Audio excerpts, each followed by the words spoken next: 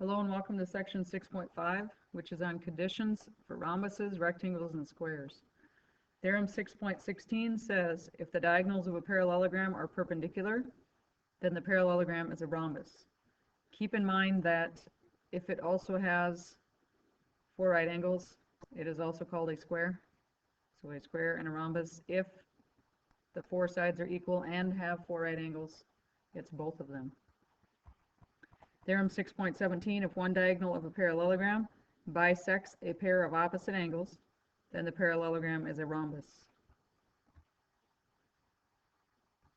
Theorem 6.18, if the diagonals of a parallelogram are congruent, then the parallelogram is a rectangle.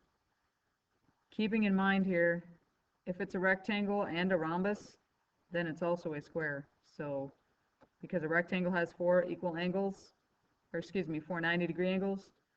A rhombus has four equal sides, so if it has both of those, then it is a square also.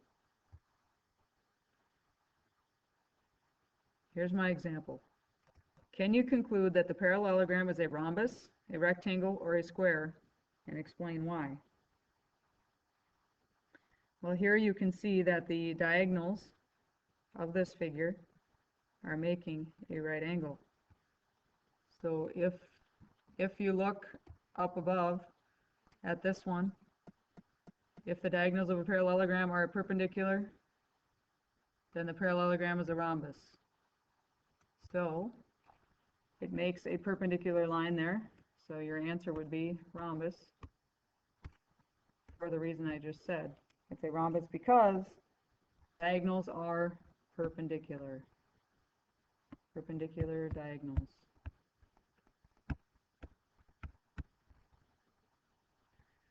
One other example, for what value of x is the figure the given special parallelogram? So if I'm saying that's a rhombus, and all I give you is one diagonal, and then I show you two angle measurements, and you have to figure it out. What is it about the angle measurements that we know? If it's a rhombus, what did it say up here? If one diagonal of a parallelogram bisects a pair of opposite angles, then the parallelogram is a rhombus. So they're telling us, if it's a rhombus, what do these two x's, what does this have to be? It's saying it's bisected, so those two things will have to be equal to each other. So I can just go ahead and set this up, equal to each other, to solve for x. So I'm going to minus my 2x, move it over here. So I have a minus 9 equals, I have a 4x minus 9 equals 39. And I'm going to add 9, move it over here. So 4x equals 48. Divide by 4. So your x equals 12. And that is your answer. It doesn't even ask you to prove it, but you could. 2 times 12 is 24, and then you'd have to add your 39 to it. You'd get 63. You could do it to your other one as well. 6 times 12 is 72. 72 minus 9 is 63.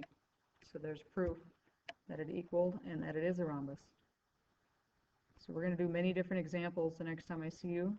So keep these theorems in mind, and we will talk about it more the next time I see you. Have a good night. Good night.